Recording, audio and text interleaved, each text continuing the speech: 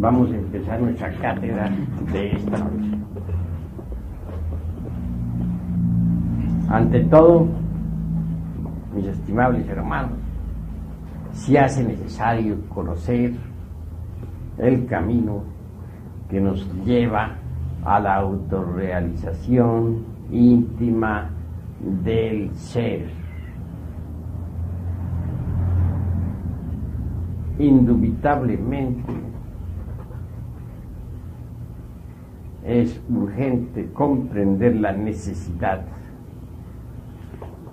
de cristalizar en nosotros eso que se llama alma.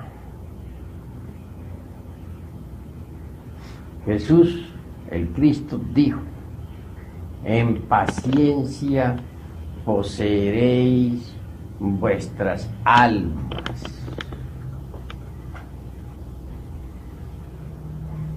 Mas antes que todo, conviene entender qué cosa es eso que se llama alma.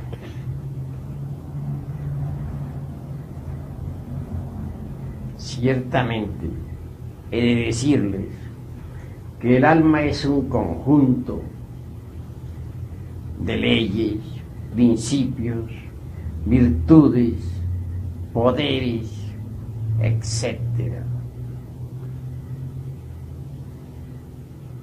Las gentes poseen la esencia, el material psíquico para fabricar alma, o mejor dijéramos, para cristalizar alma.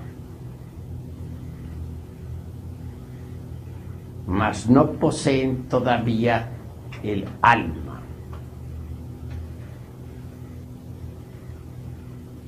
Obviamente,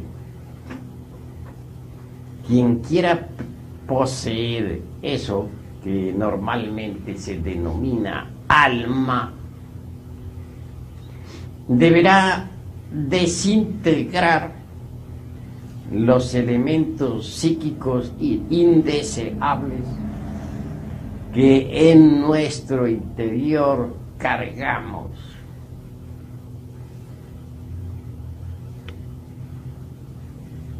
Ira, codicia, lujuria, envidia, orgullo, pereza, gula, etc.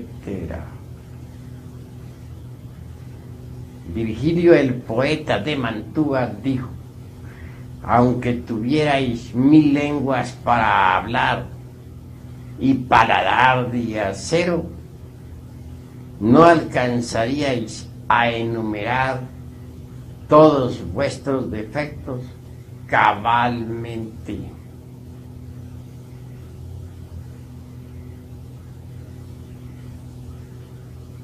Obviamente, estos últimos se denominan en el Tíbet agregados psíquicos.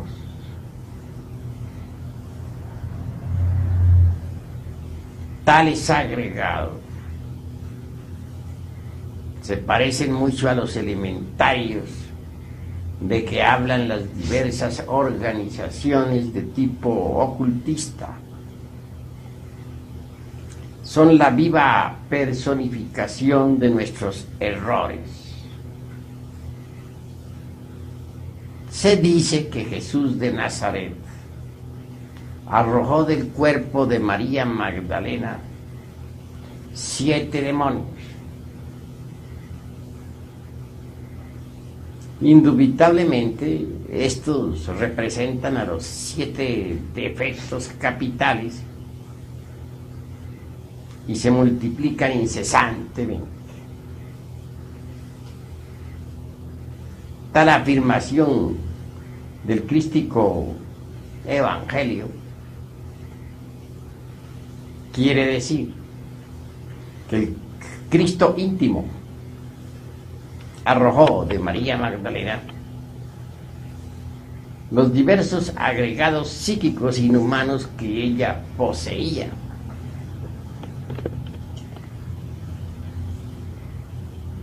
cada uno de esos agregados está organizado en una forma muy similar a la personalidad humana. Posee sus tres cerebros: el intelectual, el emocional y el motor instintivo sexual. Cada agregado parece una persona realmente. Si nosotros decimos que dentro de nuestra persona humana hay muchas personas viviendo, no estamos exagerando la nota. Así es. Y todos esos agregados se combaten mutuamente entre sí. Luchan por la supremacía. Cada uno de ellos quiere ser el amo, el señor. Si aquel que se logra imponer, aquel que logra controlar los 5 cilindros de la máquina orgánica en un instante dado, se cree el único. Momentos después, sin embargo, es derrocado y otro ocupa su lugar. Así que en realidad, de verdad, cualquier persona no es la misma, siquiera durante media hora. Parece eso increíble, mas así es.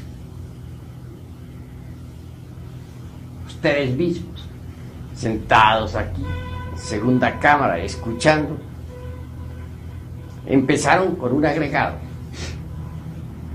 Se sentaron a oír. El mismo estaba muy alerta. Pero si ponen ustedes atención a lo que ha ocurrido en su interior hasta este preciso momento, descubrirán que ahora son diferentes, que no fueron los mismos que llegaron aquí y se sentaron. ¿Por qué? Porque el agregado psíquico que controla la máquina orgánica que empezó sentándose fue desplazado por otro que ahora está escuchando. Si dijese que ustedes son los mismos que empezaron, estaría abusando de la mente de ustedes y de la mía propia. Así que en realidad, de verdad, los agregados psíquicos se están cambiando. Tan pronto es uno el que controla los centros capitales del cerebro como otro. Nunca permanecen los mismos. En cuanto a la esencia, que es lo más digno, que es lo más decente que tenemos dentro de nuestro interior, la mismísima conciencia, incuestionablemente se encuentra enfrascada entre todos esos múltiples agregados, procesándose en virtud de su propio condicionamiento. Cada uno de ustedes es legión. Recordemos lo que el Maestro Jesús preguntó al poseso del Evangelio bíblico: ¿cuál es tu nombre? Y el poseído contestó: mi nombre es Legión. ¿Cuál es el nombre de cada uno de los aquí presentes? Legión.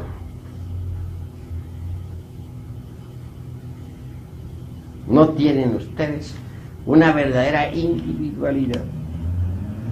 No la han logrado.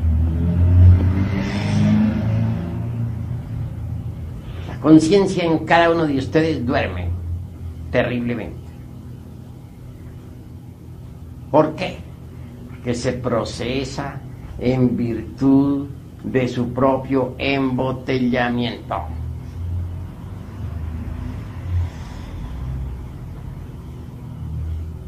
Entonces se halla en estado de hipnosis y eso no se puede negar.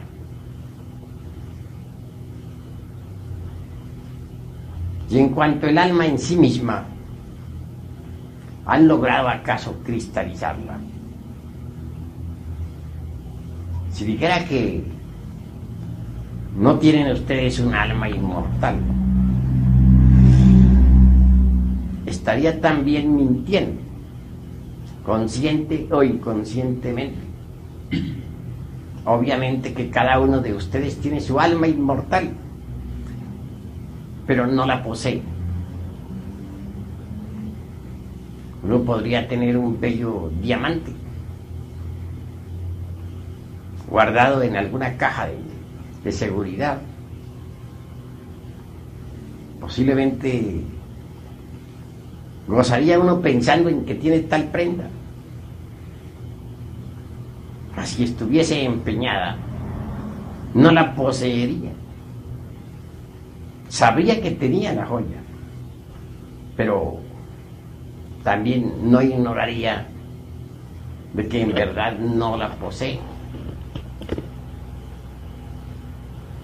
Muchas veces alguien recibe una bella herencia, sabe que la tiene, pero una cosa es tenerla y otra cosa es poseerla. El alma de ustedes, ¿dónde está? Viaja por la Vía Láctea, se mueve en toda esta galaxia. Más ustedes que están sentados aquí, no la poseen. Saben que la tienen, pero una cosa es saber que la tienen y otra cosa es poseerla.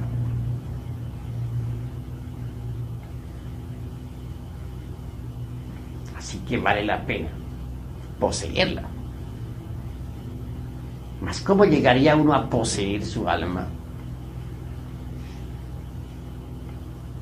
Pues desintegrando definitivamente los agregados psíquicos, porque el alma y los agregados son incompatibles. Son como el aceite y el agua. No pueden mezclarse.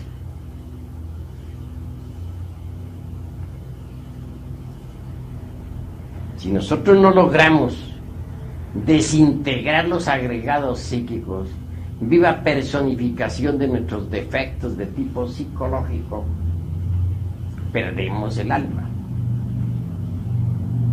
¿De qué serviría, dice Jesús el Cristo? Si un hombre adquiere todos los tesoros del mundo, pero pierde su alma, de nada le sirve eso. ¿Es posible perder su alma? Sí, es posible. Quien ingresa a los mundos infiernos pierde su alma.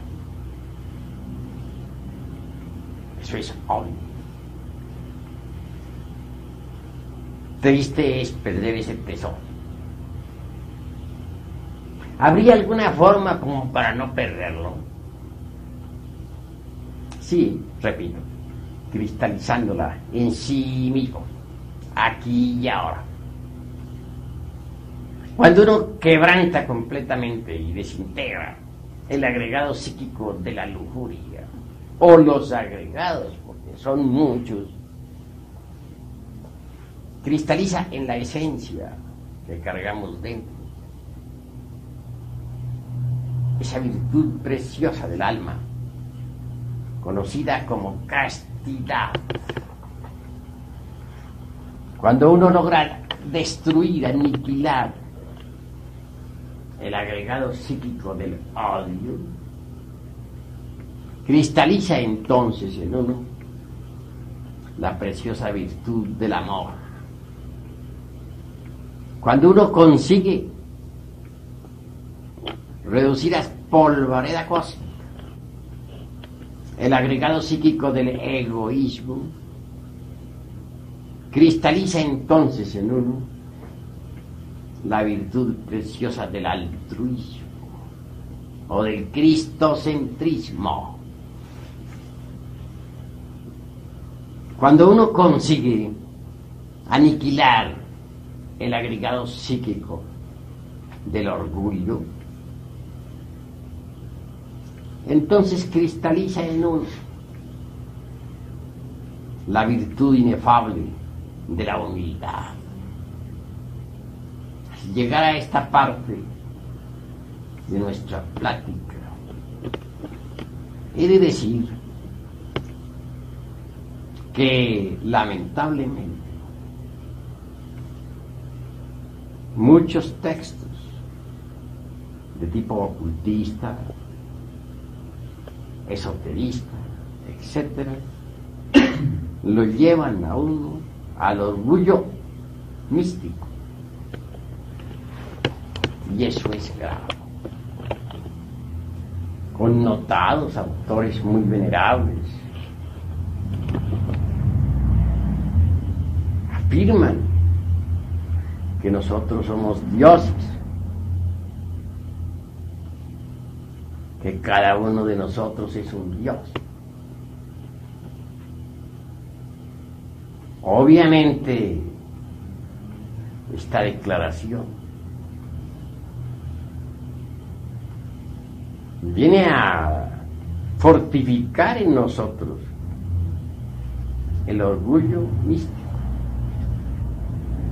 que causa mucho daño en la senda de la autorrealización, porque uno engreído, convencido de que sí es un Dios, puede transformarse en un mitómano.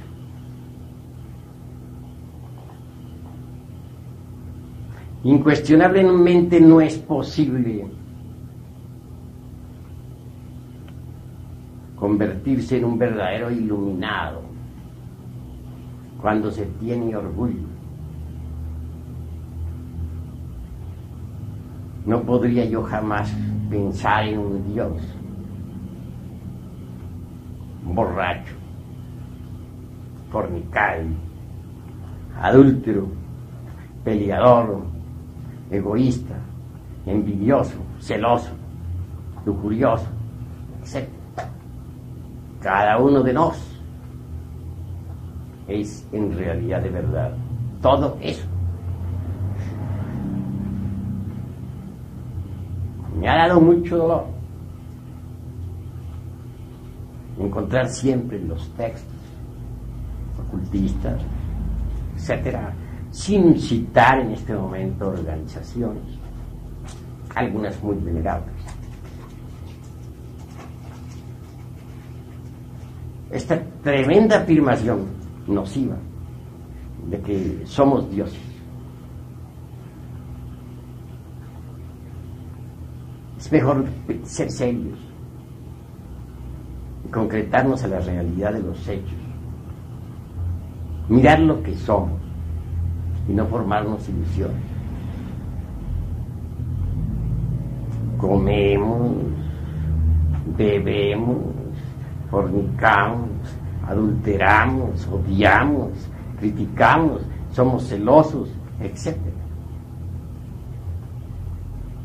¿Creen ustedes acaso en un Dios así? Es mejor decir, somos viles gusanos del lodo de la tierra, y estar convencidos de que lo somos. Si queremos convencernos, bastaría que fuéramos sinceros consigo mismos.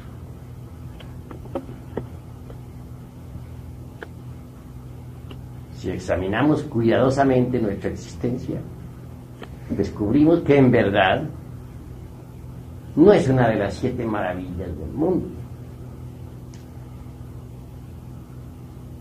Este examen que hagamos sobre nosotros mismos y sobre nuestra propia vida será de maravillosas consecuencias, que nos permitirá saber lo que somos Entender que no somos más que unos pobres pecadores, unos viles gusanos del lodo de la tierra. Así, en esa forma, marcharemos por el camino de la sencillez y de la humildad.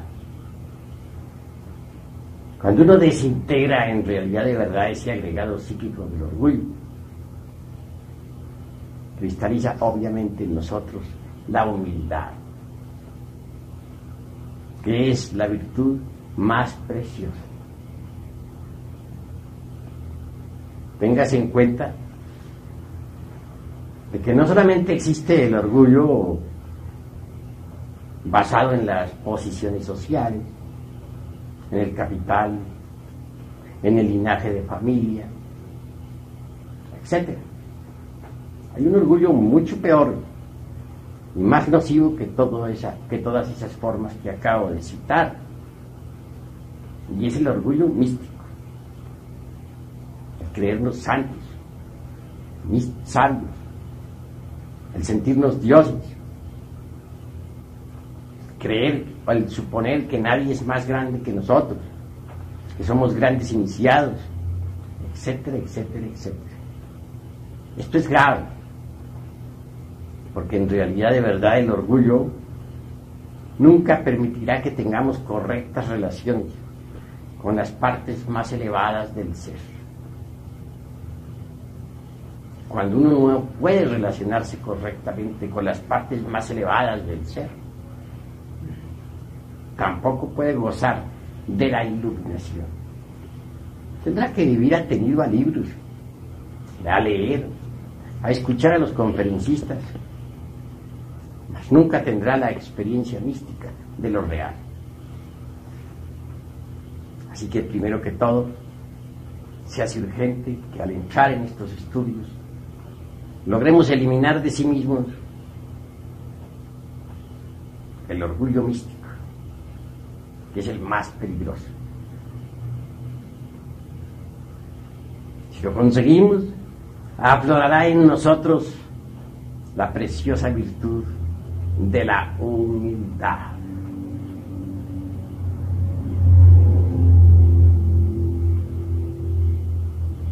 Cada vez que nosotros eliminamos un agregado psíquico, cristaliza una virtud, un poder, una ley, una facultad, un don, etc.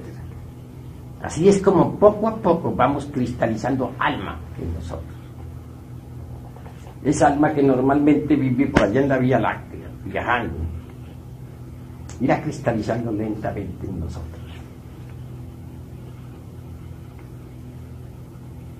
Sin embargo, hemos de afirmar también que si el agua no hierve a 100 grados, no cristaliza en nosotros lo que debe cristalizar.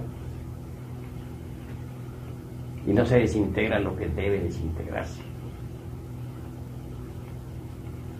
Con esto de que el agua debe hervir a 100 grados, estoy hablando en forma parabólica. Quiero decir que necesitamos pasar por grandes crisis emocionales para desintegrar cada defecto de tipo psicológico. Ser el caso de una hermana gnóstica que está trabajando en forma terrible sobre sí misma,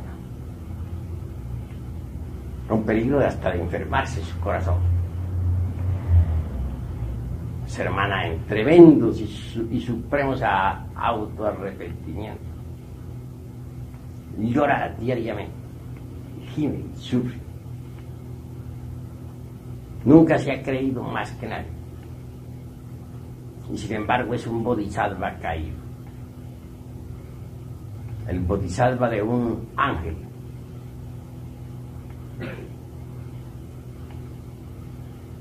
Ojalá muchos imitaran ese ejemplo. Quienes así actúen en supremo arrepentimiento, trabajando sobre tal o cual defecto de tipo psicológico, incuestionablemente van desintegrando uno a uno los agregados psíquicos, y en su reemplazo irá cristalizando en ellos eso que se llama alma. Y quien consiga la desintegración completa de todos los elementos psíquicos indeseables que en su interior carga. Cristalizará en sí mismo el 100% de su alma, conjunto, repito, de virtudes preciosas, o gemas inefables, atributos y leyes, dones y cualidades de perfección.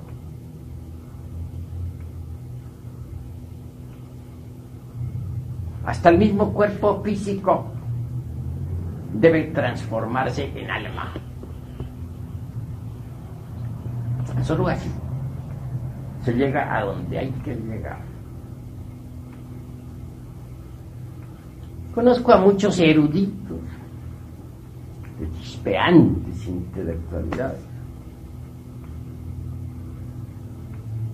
que han bebido en todas las filosofías, ya sean del occidente o del oriente del mundo, que conocen el hebreo y el sánscrito y el griego, etc. Mas sufren lo indecible, no gozan de la iluminación, porque no han fabricado ellos todavía al Bodhisattva. Esta palabra podrá sonarles a ustedes un poco extraña. Se trata de un término oriental. En Japón, China, India, Nepal, donde naciera antes Gautama y Buda Sakyamuni, se denominaba Bodhisattva al alma cristalizada en un hombre o en una mujer, claro está. Es maravilloso ver cómo todos esos diversos elementos espirituales, virtudes y poderes, hay un poquito de agua, tomarlo, virtudes y poderes, va cristalizando lentamente en la esencia, conforme esta se va liberando. Por algo dijimos que la esencia es el material para cristalizar alma. El término fabricar no nos parece muy correcto. Lo encontramos en verdad muy pesado, grotesco. Sin embargo, muchos autores usan ese término. Permítaseme la libertad de disentir con el mismo. Prefiero decir cristalizar, puesto que el alma no es algo que deba fabricarse. Ella existe. Lo que hay es que cristalizarla, y esto es diferente. Ustedes han visto, por ejemplo, un pedazo de hielo. Es la cristalización del elemento agua. Incuestionablemente muy frío tal elemento. Toma forma y se convierte en hielo.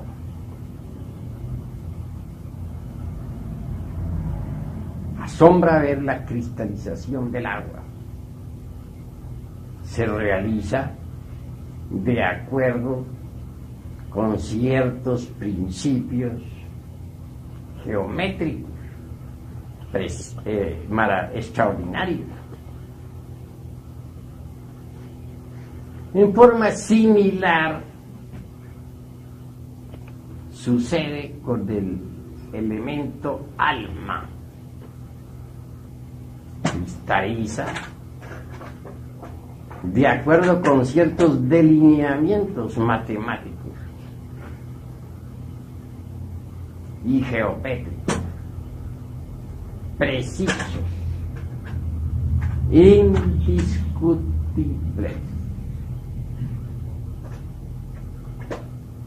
Hasta el mismo cuerpo este que tenemos de carne y hueso debe transformarse en alma. Y es posible transformarlo en alma si en realidad de verdad nos lo proponemos. Tenemos nosotros un cuerpo de carne y hueso. Este cuerpo físico está formado por órganos. Los órganos por células. Las células por moléculas, etc. No hay duda de que ha habido un principio directriz inteligente que ha promovido el ordenamiento de las células vivas en forma de órganos. A mí me da francamente risa células inconscientes ordenándose así, dormidas, en forma de órganos.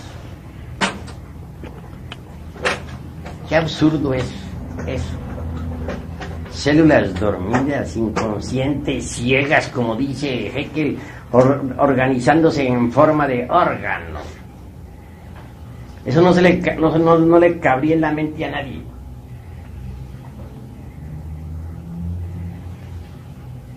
Desde que se organizan tales células en forma de órganos, acusa esto no el inconsciente de algunos autores que no hayan qué hacer al ver las maravillas de este mundo y que todo marche en forma mecánica como ellos creen, sin un principio directriz. Entonces citan un inconsciente. No, las células se han organizado en forma consciente gracias al principio inteligente de la madre natura. Es posible que las células se organicen en forma de órganos. Pero si descomponemos un átomo cualquiera, sea del hígado, de los riñones o del páncreas, liberamos energía. Eso es obvio. De manera que en última síntesis el cuerpo físico se sume dentro de distintos tipos y subtipos de energía. Eso es indubitable. Carlos Marx dice, ¿qué es lo primero, la materia o la psiquis? La psiquis o la materia. Concluye diciendo que es lo primero, la materia. Eso es completamente absurdo, porque los mismos postulados de Einstein dicen que la materia no es sino energía condensada. Recordemos aquel postulado que afirma lo siguiente: energía es igual a masa multiplicado por la velocidad de la luz al cuadrado. La masa se transforma en energía, la energía se transforma en la masa. ¿Qué es lo primero que existe? La energía, que luego cristaliza en masa. Entonces la psiquis, que es energía en el sentido más completo de la palabra, es lo primero. Y luego viene la masa. Veamos los mundos alrededor del Sol, son enormes masas, con cada uno con un peso definido, un volumen exacto. Sin embargo, giran alrededor del Sol movidos por la energía solar. Si no fuera por la energía solar, esos mundos quedarían dislocados en el espacio. Rodarían eternamente hasta chocar con algún cometa o con otros mundos. Sería la anarquía, el desorden, el conflicto. pero los mundos marchan en forma organizada. ¿Quién los mantiene alrededor del Sol con exactitud? La energía. Ella es la energía centrípeta la que los atrae. Es la energía centrífuga la que los aleja. Es la energía que los hace rotar. Es la energía la que los hace girar alrededor del astro rey. Entonces, ¿qué es lo primero? ¿La energía o la materia? Obviamente la energía, porque la misma materia no existiría si no existiera la energía. Para que la materia exista se necesita condensar la energía universal y pasa a existir la materia. Puesto que la materia es energía condensada.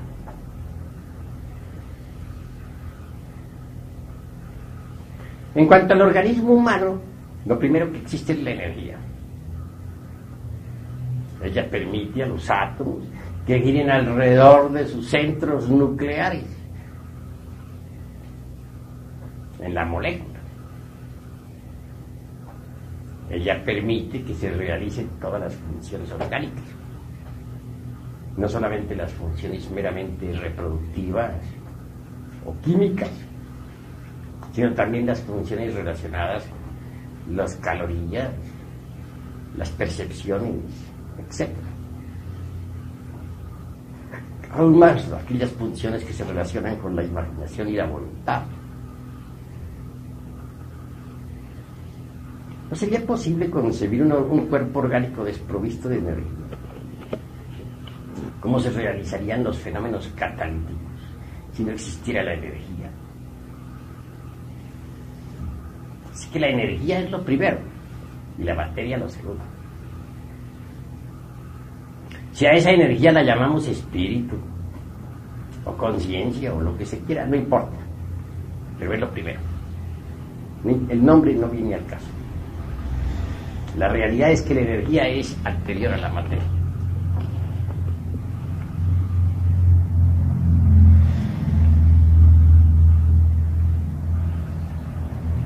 Existe un cuerpo vital orgánico y eso está demostrado.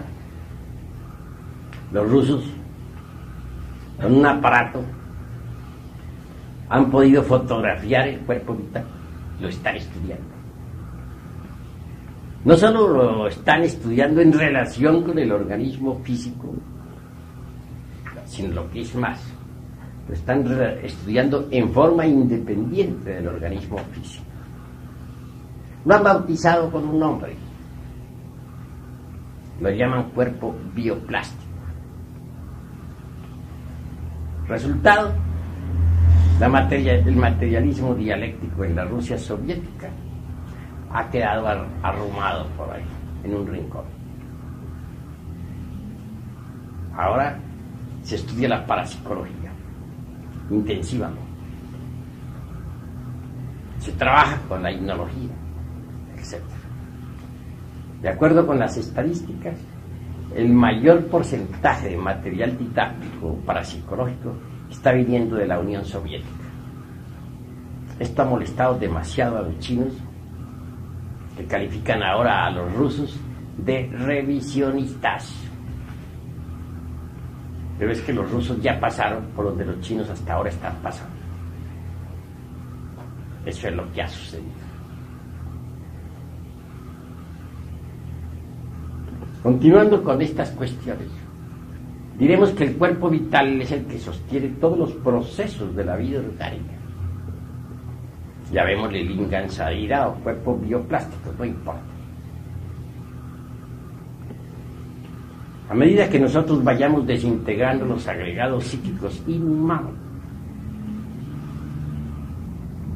a medida que vayamos cristalizando alma, una parte del cuerpo vital, la más elevada, se desprenderá de la parte inferior del mismo y se integrará completamente con la esencia y las virtudes que en la esencia hayan cristalizado. El cuerpo vital tiene 4 clases de éter. El primero es el éter químico, mediante el cual se realizan todos los procesos de asimilación y eliminación orgánicas, así como los fenómenos catalíticos y otros. El segundo es el éter de vida, mediante el cual es posible la reproducción y gestación de los seres vivientes. Esos 2 éteres son inferiores, pero hay 2 superiores, el éter químico, el éter luminoso y el éter reflector. El éter luminoso es el que sirve de medio a las fuerzas relacionadas con las calorías, con las percepciones, etc. Y el éter reflector se relaciona con la imaginación y la voluntad. Estos 2 éteres superiores se desprenden de los 2 inferiores para integrarse con la esencia, en la cual resplandezcan ya todas las virtudes del alma. Así nace entonces el hombre etérico, el hombre Cristo, el hombre alma, el hombre espíritu, que puede entrar y salir del cuerpo físico a voluntad. Se ha hablado mucho sobre los chakras de las manos, de los pies, sobre la lanzada aquella de Longinos del costado del Señor, sobre la corona de espinas, etc. Esos son los estigmas. En Gautama el Buda aparece en esos estigmas, en sus manos y en sus pies. Son vórtices de fuerza magnética establecidos en el cuerpo vital. Se desarrollan completamente cuando los 2 éteres se desprenden de los 2 inferiores. Y esos 2 éteres, organizados en la forma del hombre celestial, integrados con la esencia enriquecida por las virtudes del alma, forman el hombre etérico.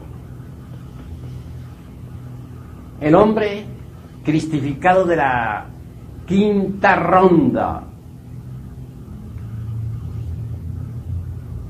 Obviamente estamos en la 4ª ronda. La primera estuvo en el mundo de la mente, la segunda estuvo en el mundo astral, la tercera en el mundo etérico, la 4ª en el mundo físico, la 5ª volverá a estar en el mundo etérico. Entonces la vida se desenvolverá en el mundo etérico y habrán hombres cristificados en aquella época como los hay ahora, y el hombre cristificado será así como se los estoy pintando. Tendrá un cuerpo etérico cristificado. Tal cuerpo reemplazará al físico. Tal cuerpo será el vehículo de una esencia enriquecida con las virtudes del alma.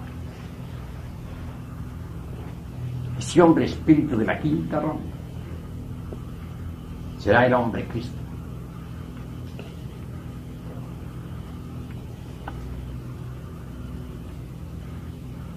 Si ustedes comprenden eso, comprenderán también la necesidad de cristalizar su alma. Solo así podrán independizarse del cuerpo físico. En realidad, de verdad, el cuerpo de carne y hueso es muy denso, muy material, muy pesado. Cuando uno consigue fabricar el Soma Puchikó, es decir, el cuerpo etérico cristificado, que sirve de vehículo a la esencia enriquecida por los atributos del alma, ha nacido en uno el hombre espíritu. Ese hombre espíritu ya no estará más preso entre el cuerpo denso. Podrá entrar y salir del cuerpo a voluntad. Es el adepto glorioso.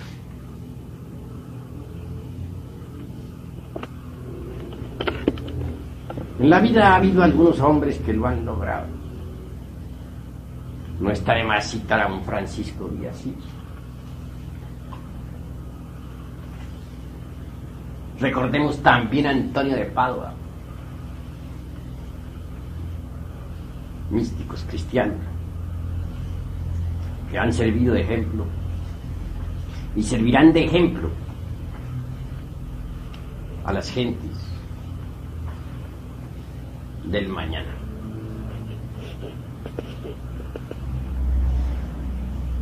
El hombre celestial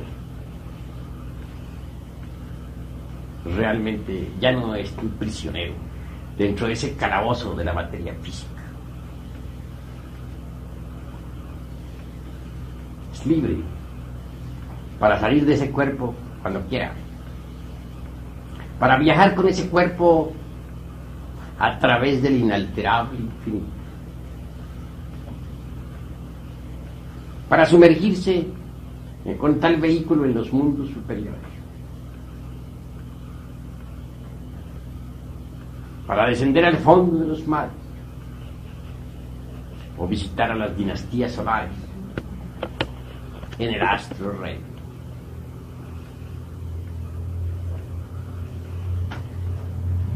Pero ¿cómo se lograría eso si no elimináramos previamente los agregados psíquicos?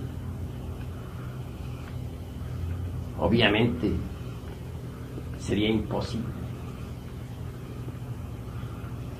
Si queremos convertirnos en verdaderos hombres celestiales, necesitamos erradicar de nosotros todos esos elementos psíquicos indeseables que en nuestro interior cargamos.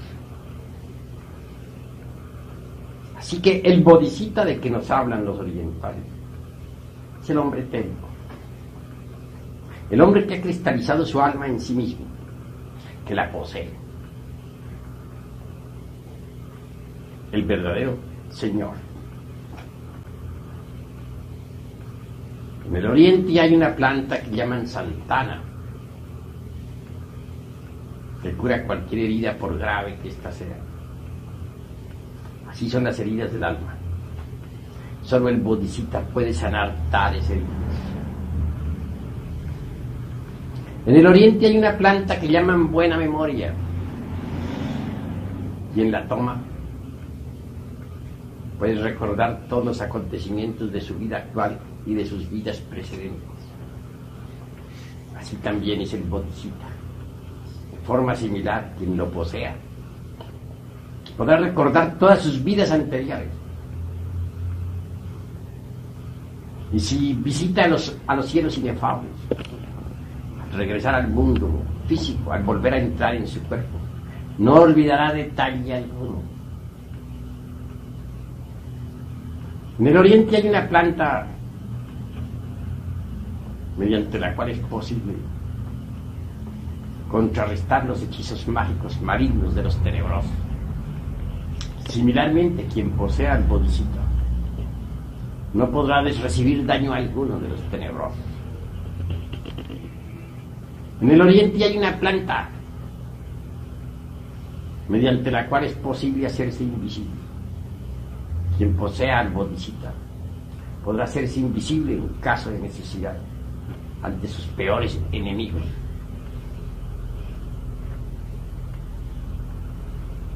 Así como un pescador hábil puede lanzarse en el fondo de los mares, entre los tiburones, y defenderse sin recibir daño, así también es el bodhisattva. Quien lo posea, similarmente, podrá entrar en el fondo de los océanos, entre las bestias más feroces, sin recibir daño alguno. Se dice que la flor del loto del logos sostiene la vida universal. Así también es el bodhisattva. Quien lo posee puede conservar su cuerpo físico vivo durante millones de años.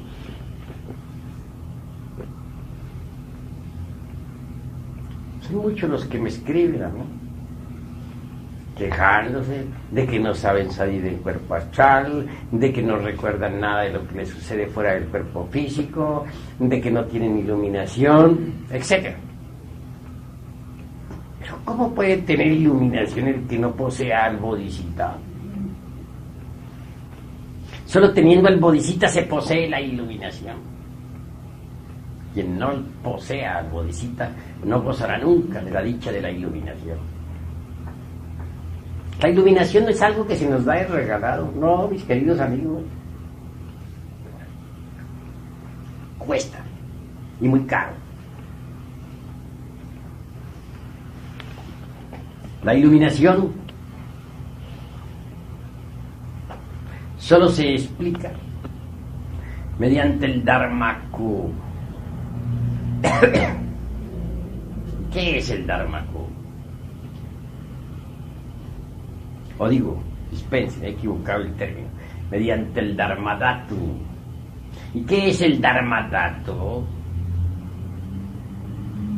El buen Dharma, la recompensa por los méritos adquiridos. Solo el que posea, pues, al Bodhisattva, es decir, solo aquel que haya cristalizado alma, podrá gozar de la iluminación, tendrá méritos para ello.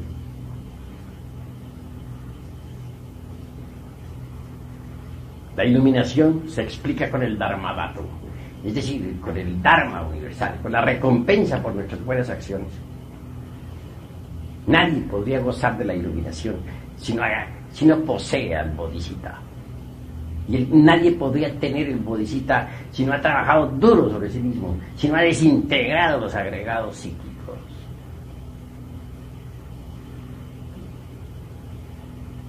Así que, mis queridos amigos, necesitamos trabajar sobre sí mismos si es que queremos la cristificación, si es que queremos poseer eso que se llama alma.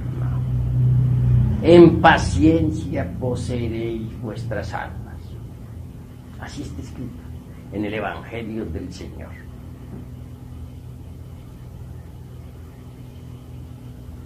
Obviamente se necesita ayuda didáctica para poder aniquilar los agregados psíquicos.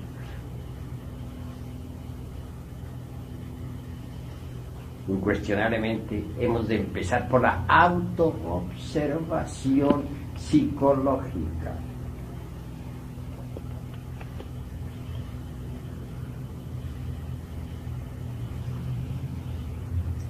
Cuando uno admite que tiene una psicología individual, particular, propia, entera, es claro que se propone autoobservarse. ¿Qué es en relación con nuestras amistades?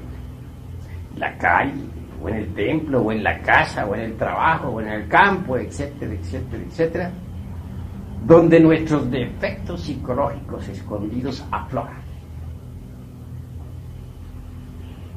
Si nosotros nos autoobservamos en forma continua, podremos verlos.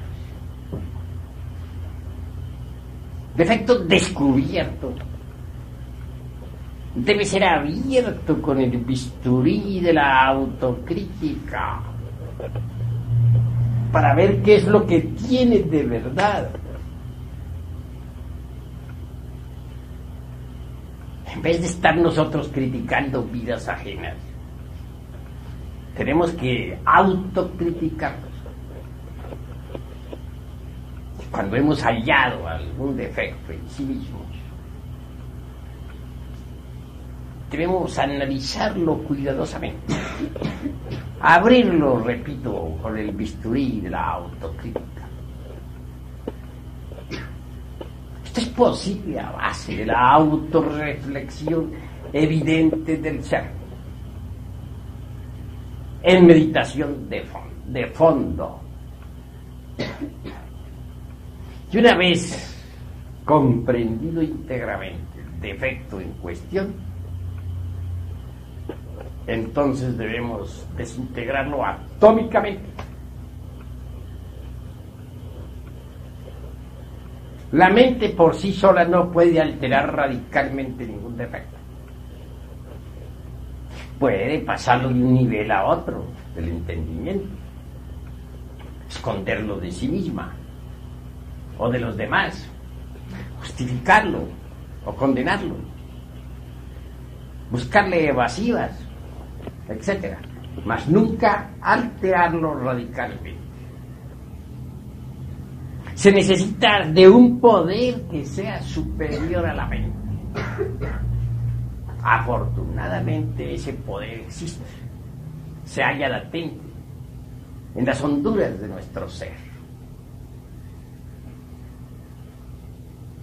Quiero referirme ahora en forma enfática a la serpiente ígnea de nuestros mágicos poderes: Isis, Adonía, Rea, Cibeles, Tonantzin, o la casta Diana o Maraj, no importa su nombre.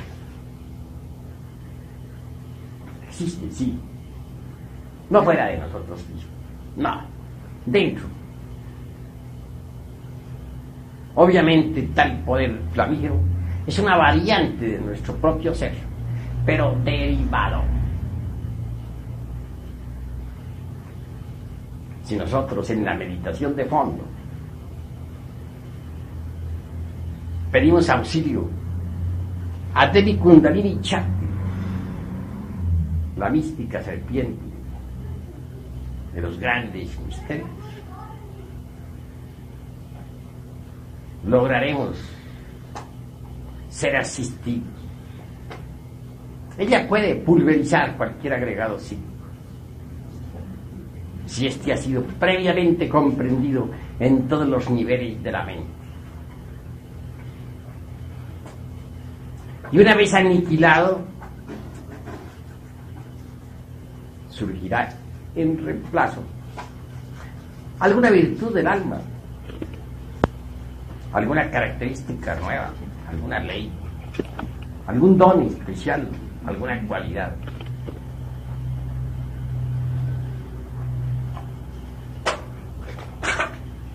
Por este camino indicado se consigue quebrantar precisamente cualquier agregado.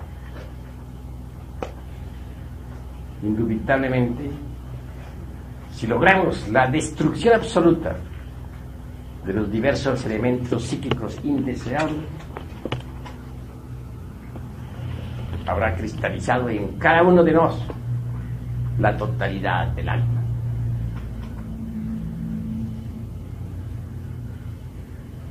Esto indicaría que la esencia enriquecida con todos los atributos anímicos podría a su vez vestirse con el soma púchico,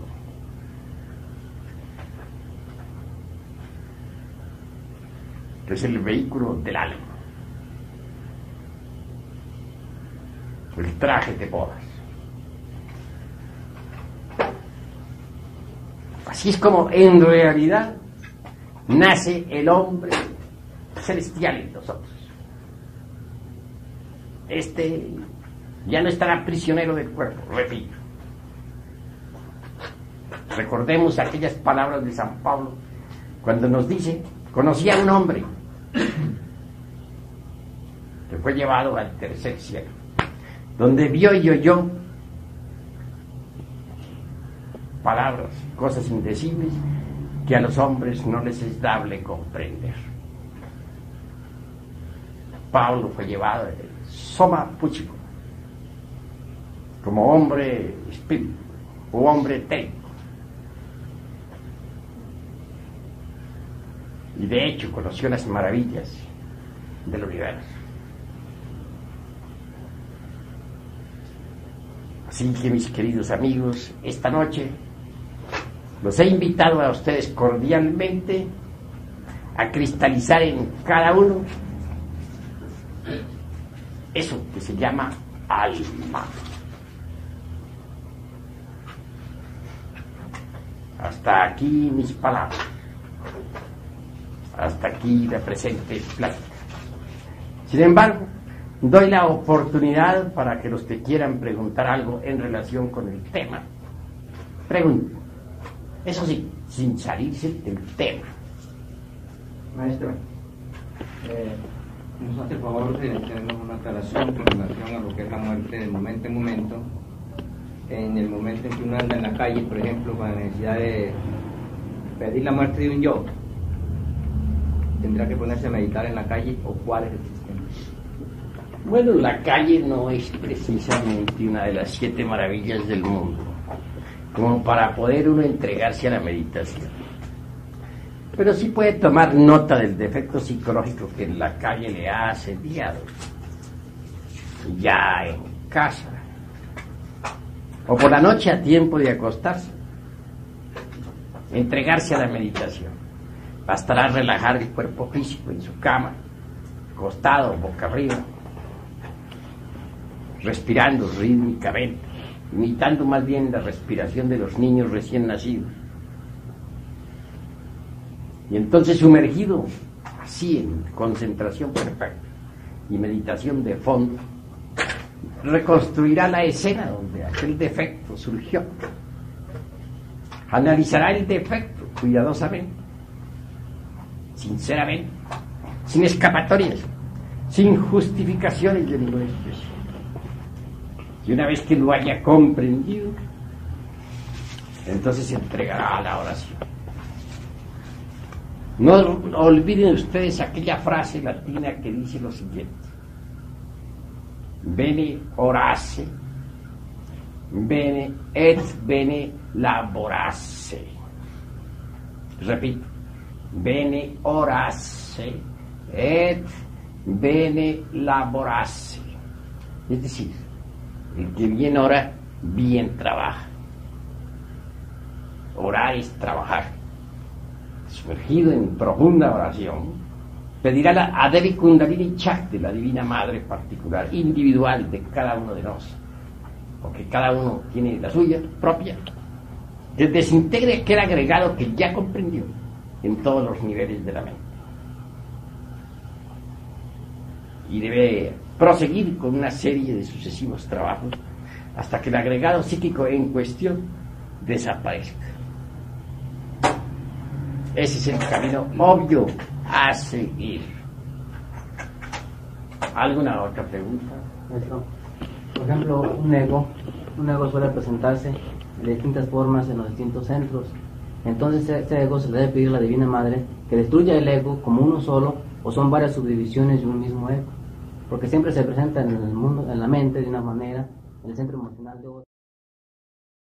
Duda de que cualquier elemento psíquico indeseable tiene 3 formas fundamentales de comportamiento, porque en el centro intelectual se expresa de una forma, en el emocional en forma emotiva, y en el motor instintivo sexual asume otra forma, pero es el mismo. No quiero con esto decir que un defecto esté personificado en un solo agregado. Obviamente para cada defecto hay múltiples agregados, de manera que si el defecto continúa en alguna otra forma, habrá que volver a estudiarlo para volver nuevamente otra vez a suplicar a Devi Kundalini Chakti su desintegración final. Y muchas veces un defecto cuenta con una o más docenas de elementos psíquicos indeseables y reviste múltiples características. Pero si nosotros somos pacientes en el trabajo, si no abandonamos la lucha, si mantenemos continuidad de propósitos, poco a poco iremos desintegrando todos los elementos que personifican a tal o cual error. Digo, todos los elementos que personifican a tal o cual defecto. ¿Alguna otra pregunta? Maestro, ¿cuál es el centro que uno va a utilizar para descubrir las 49 regiones? Bueno, estás haciendo una pregunta muy difícil de contestar, porque yo quiero que aquí los presentes me respondan a su vez lo siguiente. ¿Cuál de ustedes está preparado para contar las 49 regiones y estudiarlas detenidamente? Si hay alguno, lo quisiera conocer. A ver, ¿cuál? Sinceramente, ¿alguno de ustedes se podría conocer cada una de las 49 regiones y hablar de ellas. ¿Ya ves? Ninguno. A medida que uno vaya avanzando en el trabajo, irá descubriendo esas regiones. Antes es como querer ensillar antes de traer las bestias, o como querer ordeñar la vaca sin haberla comprado. ¿Alguna otra pregunta, hermano? Cuando uno involuciona el alma inmortal, ¿está el retorno?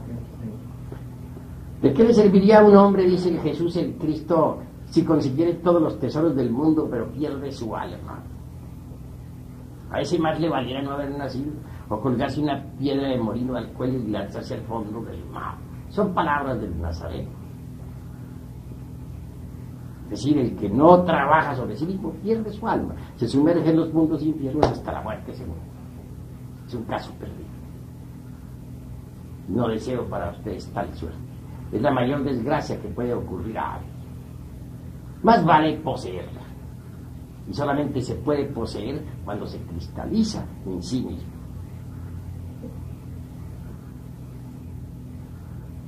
¿Alguna otra pregunta? Maestro, la mayor parte o digamos, por donde más se manifiestan nuestros defectos es debido a las emociones negativas. ¿Nos podría usted decir alguna forma para equilibrar ese centro emocional en relación al intelectual y al motor? Pues incuestionablemente las emociones negativas son muy perjudiciales. El que es víctima de las emociones negativas se vuelve mentiroso, criminal, calumniador y perverso. Supongamos que a un hombre alguien le dice que su mujer está en relaciones amorosas con otro hombre. Entonces se deja llevar de la emoción negativa y hasta puede ir y matar a la mujer y matar al otro caballero. Digamos que la noticia fue falsa y que la pobre mujer solamente conservaba amistad con aquel señor. Tal vez habría hablado con él, que nunca pensó en tener amores ni amoríos, ni se limpiara el marido. Entonces el marido, además de asesino, es calumniador y perverso. Así pues, las emociones negativas lo vuelven a uno malvado. ¿Cómo hacer para controlar las emociones negativas? No queda más que un remedio: cultivar las emociones superiores del centro intelectual. El centro intelectual tiene la emoción superior, la parte motora superior y la inteligencia de la inteligencia. Pues cultivemos la emoción superior del centro intelectual. La música armónica, la música bella, la música feliz, la pintura, el arte, la belleza, los estudios superiores, la mística inefable, el esoterismo, la gnosis. Y así vamos poco a poco controlando las emociones inferiores. Pero eso no es todo. Necesitamos por último eliminar los agregados psíquicos del centro emocional inferior. Tenemos que descubrirlos, cómo trabajan, cómo se manifiestan, cómo ante una noticia falsa nos llenamos de emoción, hacemos a la vaca, vamos al fracaso. Pero esos agregados aquí los eliminan. Tenemos un amigo en México, que es licenciado. Un buen amigo, por cierto. Desgraciadamente, alguien le trajo una noticia bastante desagradable. Le dijeron que su hermana había sido víctima pues, de un robo. Este hombre creyó eso al pie de la letra y se llenó de grande ira. Como secuencia o corolario está ahora en estado preagónico. Le vino una embolia cerebral. Y era un hombre muy capaz, muy inteligente. Y por cierto que está gnóstico. Desgraciadamente no había eliminado los agregados psíquicos del centro emocional. Y por cierto que la noticia era falsa. Fue víctima de una noticia falsa. Calumnió a otro, sí. Dijo que ese había defraudado a su hermano. Resulta que ese era un hombre honrado. Y además se causó daño a sí mismo. Prácticamente se suicidó. Vea a dónde lo llevan a uno las emociones negativas. Por eso es que hay que eliminar los agregados psíquicos de las emociones negativas. Agregados psíquicos como los del temor. Agregados psíquicos como los de la ira. Agregados psíquicos como los del odio. Todo eso es de las emociones negativas. Si no consigue eliminarlo, entonces no será ya más víctima de esas emociones inferiores. Les he dicho pues lo que tengo que decirles con respecto a las emociones negativas. ¿Hay alguna otra pregunta? Maestro, en nosotros, ¿quién es realmente el que nos ayuda a autoobservarnos? ¿Son los yo gnósticos que hemos formado o es el sentido de la observación conforme se va y desarrollando poco a poco en nosotros? Pues la esencia misma es la que autoobserva sus procesos. Así es. Maestro, ¿podrá existir el bodhisattva existiendo dentro de nosotros todavía algunos agregados psíquicos? No es posible. Ni uno solo. Para que el bodhisattva exista ya totalmente en nosotros, pues se necesita la eliminación total de todos los elementos psíquicos indeseables que en nuestro interior cargamos. Sin embargo, quien nos está eliminando comienza pues a darle forma al bodhisattva. Pues no podría surgir el bodhisattva de la noche a la mañana. Se va formando en nosotros poco a poco, a medida que vamos eliminando los elementos psíquicos indeseables. Pero existir cabalmente y en forma total únicamente cuando todos los elementos indeseables de la psiquis han sido aniquilados. Por eso se ha dicho en budismo ortodoxo, muy riguroso, que hay que pasar por la aniquilación budista, palabra que asusta mucho a algunos pseudoesoteristas y pseudo-budistas. ¿Alguna otra pregunta? Se nos ha dicho que uno cría los egos por no saber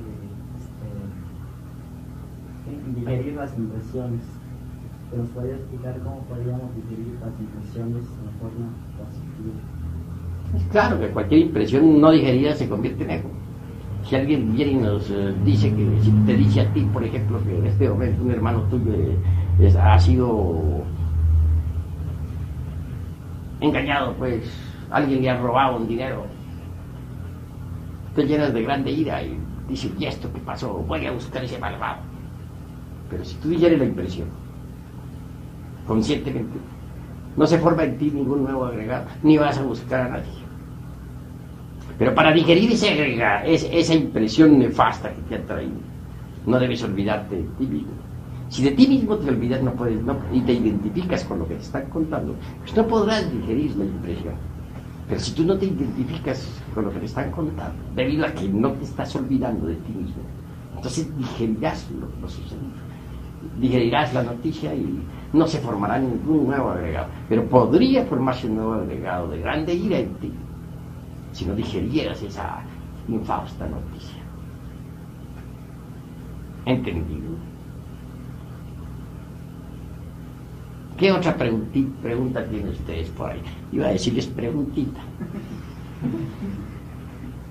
Maestro, al estudiar un defecto sabemos que tenemos diferentes agregados. Cuando lo vamos a estudiar y sabemos cuáles agregados son, cuando vamos a estudiar el defecto, estudiamos el defecto primero o los agregados. Pues es que el defecto es el agregado y el agregado es el defecto. Llamamos agregados a los demonios rojos de Set. En el viejo Egipto de los faraones así se calificaban los agregados de demonios. Cada demonio es un defecto, cada defecto es un demonio. Sí, maestro, pero me refiero a que, digamos, el defecto de los celos tiene otros que se desprenden de él. Bueno, muchos compadres. Eso es natural, ¿no? A un defecto está asociado con otro y ese está asociado con otro. Tengamos una escena de celos. Un hombre tiene una novia en la calle. De pronto se le encuentra un día cualquiera, cuando menos lo pensaba, en amoríos con otro sujeto. ¿Qué es lo primero que siente? Unos terribles celos mortales. Lo segundo, una ira tan horrible que podría matar a todos dos. ¿Verdad? Tercero, su amor propio, herido. Así sucedió ahora hace algún tiempo en el DF. Un hijo por ahí de un amigo encontró a su novia con otro ex, claro. Sacó su pistola y disparó contra ambos. Ahora está en la penitenciaría pagando su delito. 40 años de cárcel. Como para ir empezando. Claro, la madre de aquel joven pues está sufriendo. Cuanto al padre, poco le importa. Se combinaron varios elementos. El yo de la grande ira, que cometió el homicidio. El yo de los celos. El yo del amor propio herido. Y eso provocó la tragedia. Esos tres están asociados. Si ese joven quisiera desintegrar a los autores de esa escena, tendría que desintegrarlos a uno por uno, ¿no? Y a todos tres. De manera que cualquier defecto está asociado a otro. Eso es obvio. ¿Alguna otra pregunta?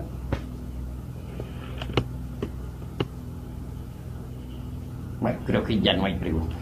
Vamos a hacer una consagración esta noche y luego daremos a los hermanos, pues vamos a hacernos